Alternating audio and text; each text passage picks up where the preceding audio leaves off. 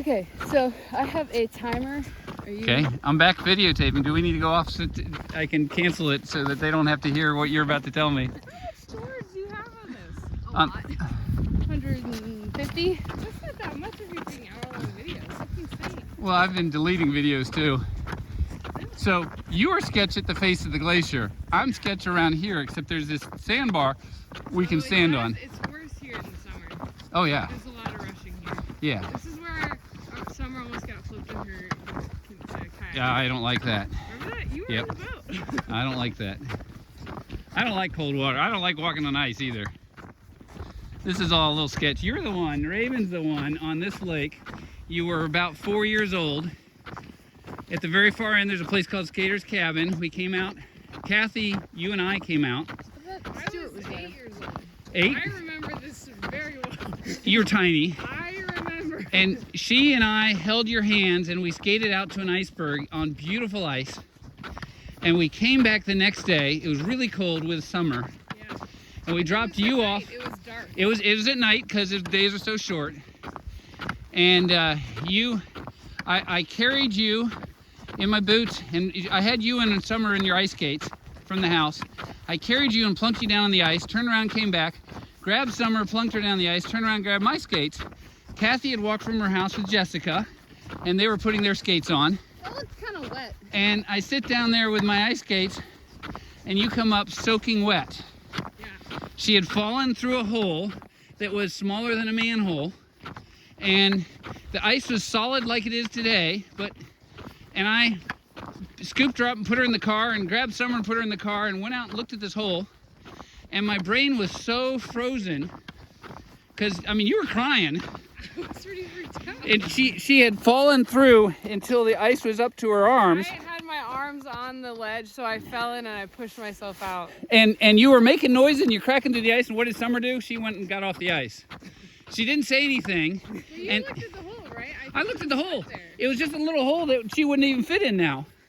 And wow. Like an ice fishing? It could have, I mean, it was too big. It's really hard to make an 8-inch, or it was a 16-inch diameter hole. I don't know how to that is wet ice. I don't like that. There's flowing water, as I said. You don't get close to this. So the lake level is really low, and so you've got this huge outflow berm of gravel from the creek, which we're just going to swing wide. And we miss, oh, look at the beautiful holes in the end of our iceberg out here. It's like Swiss cheese. It's like in rocks. It's called Tafoni. It's called what? Tafoni? Tafoni? Yeah. Tafoni. No, I don't know why it happens. I didn't take a class in geology, but it's called Tafoni. And I used to have some friends that would say it with an Italian accent. They'd be like, Yeah. Tafoni. Yeah, what does Tafoni mean in Italian? It's those same holes, but they're in rock faces. So can you see up on this slope? There's some really black objects. It's weird. Like rocks. Gotta be rocks. Well, we're just dirt. So the glacier comes down here and it scoops up that dirt and it scoops up rocks and it grinds away. It grinds away at the rock. So you see this, it looks like it's been scraped this way because the glacier always flows downhill. That scraping action is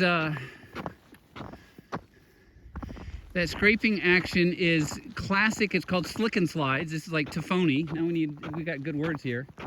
And it's carving. Now the other thing you can see,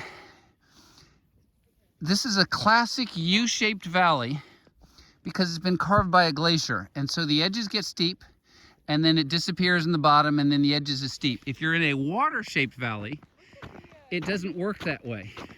It's going to be a V-shaped valley and the walls are generally not as steep. So you know what I need to do? I need to make a short. So I got to stop this video and I'm gonna have to do another one. But pretty much I can say goodbye now because you've seen the whole walk here. We're just gonna be trucking back across the lake, see a couple more icebergs. And this is Juneau. If you made it this far in the video, I'm really happy that you did. My name is Dolphin Doug. I've got a whale watching business in the summer. I would love to see you come out with us when you come through Juneau on a cruise ship or any other way that you come through. We find whales every single day, all summer long, humpback and orcas. And it's just the other side of the of Juneau. You know, one side is ice and the other side is this beautiful, very fertile, rich ocean. So come on up, enjoy it.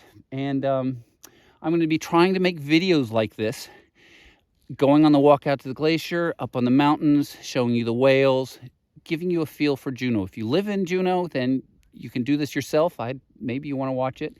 If you're from somewhere else and you want to enjoy it, it's kind of like this guy that I just mentioned in the previous video. He's Maui Real Estate. And friends of mine enjoy just watching him walk around on the trails of Maui. It makes them feel like they've been there. And both these friends that I know that spontaneously told me about this guy said that they just enjoy seeing Maui.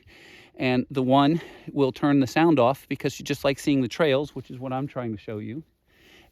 But at the same time, the guy's interesting, and at other times you listen. So I hope I'm not talking too much. I have a lot to say. I sometimes realize I should probably say less.